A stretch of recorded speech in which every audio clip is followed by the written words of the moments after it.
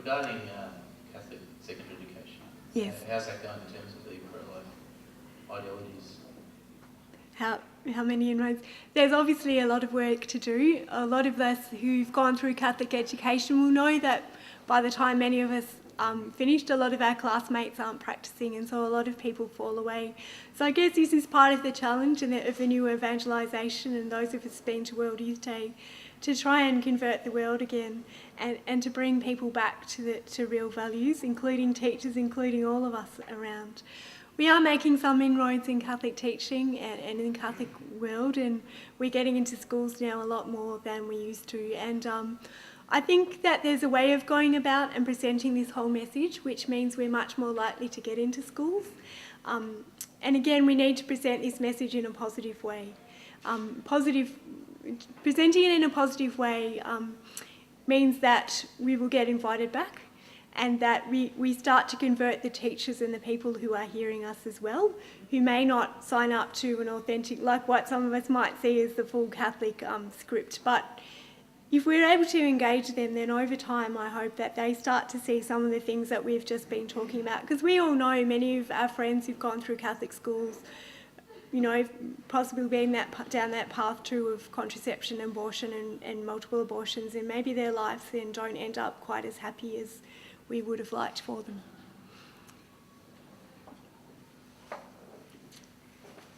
But obviously there's still a lot of work to do. There's a huge amount of work to do in every possible realm, not just politics, but schools and everywhere else as well. Okay, Yes. Marcia, so I've got a question about the research you mentioned about women's counselling on abortion. Yep. How the emphasis has changed. Yep. Onto focusing on the women. Mm-hmm. It's not an exclusive focus, so we're not saying that there's no role for showing images of unborn children, but just that we need to balance that too. Yeah, well, that's Yeah. kind of what my point was going to be. Basically, on the culture of life and love. Yeah. And if you focus on the woman too much, maybe that sort of contributes to the focus of culture of love. But yeah, you answered pretty much the same. Yeah. So just I don't know if everyone picked up on that, but we're not saying in promoting a women-centred message that we should never use photos of unborn children. There's some beautiful images, 3D images. They can reach a certain number of people as well. But in what I was talking about in that research, they were pointing out that an exclusive focus only on using those images, especially when trying to reach those vulnerable women who may be about to have an abortion in the next few months or weeks, that using some of these women-centred messages, for instance, around this time, and they talk about this in that study that I mentioned, they attempted to appeal directly to the vulnerable women who might be likely to have an abortion. So women that aren't perhaps Catholic, maybe that aren't practising, that are in that age group where they are likely to become pregnant. And they presented the woman who keeps her child as a strong woman, not that it was an easy decision, and they created ads based on some of these insights. For instance, one of the ads had a woman out jogging, thinking about if she was going to keep the child or not, and then coming to the conclusion that, this is a child and that together we can do this, and that's kind of the strong thing to do. But she's out in the rain and she's jogging and she's in tears and she doesn't know what to do, and she decides in the end that the strong thing to do is to keep this child. And then they say, if you're considering abortion, something like this, call this number. And presenting the message in that kind of way, they were able to show over the periods of months that those ads were shown on TV in those cities, that the number of calls dramatically increased to the pregnancy helplines, where they might have been getting only a few a day. They then started to get hundreds over a period of time. So we know that these kind of things targeted, and again it's targeting them directly to that age group, can make a big difference. But we're not saying we should never show photos of unborn children in schools or anything like that. I think there's definitely a role. But I would, I guess, just counsel some caution in using photos of unborn children who've been aborted for lots of reasons. Especially that can have quite a profound effect on those who have been involved in an abortion and may not be our best way of reaching out to them in love. They might not read that as reaching out to them in love, but as judging and condemning. And we may just alienate the very people we're trying to reach to. So that would be something I would have to say on that.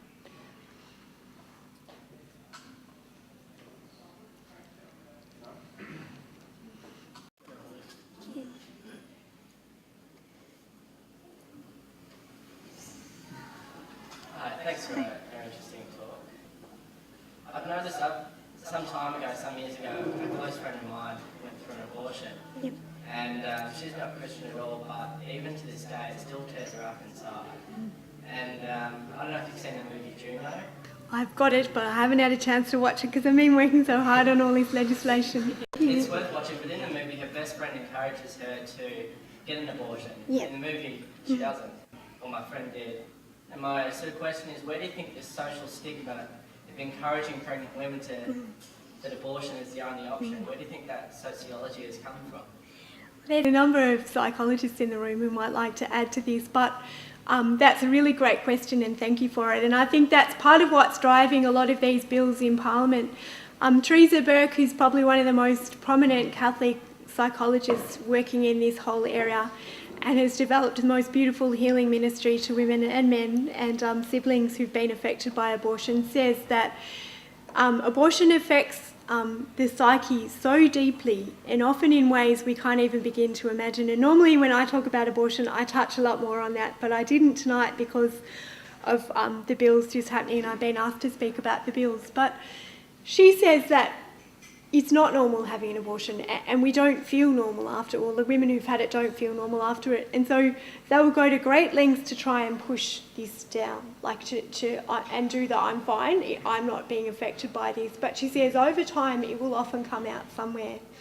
And I'm just going to mention some of these other things and then I'll move back to your question. But so we will often see that coming out somewhere in taking drugs or becoming more promiscuous or abusing alcohol or their whole life starting to fall apart a bit.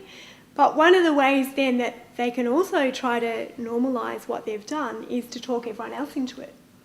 And you can kind of see that being played out in Parliament with Colleen Hartland and Lynn Ellison and a lot of women who've been there. They're not okay.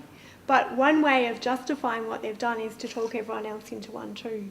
And so now I'm not saying that your friend had one and talked her friend into it, but we know that often goes on. We know women who have not been healed will often go on to many more abortions because their whole self-esteem can be shot.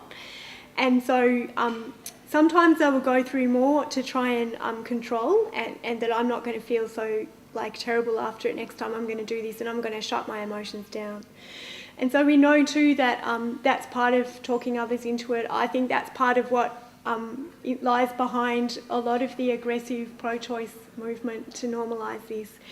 And I think even with some of the talk in Parliament, and I sat through nearly all the debates or listened to everyone at home or at work if I wasn't there, I think some of the women are thinking if we legalise this will remove the shame and the guilt that I'm still feeling. But they don't realise that it's inherently the act of what happened, the act of the abortion, that they are feeling guilty about, not whether it was a backyard abortion or a de facto Manhattan abortion or now in the future a legal abortion. They are still going to feel terrible at some point because of what's happened to them.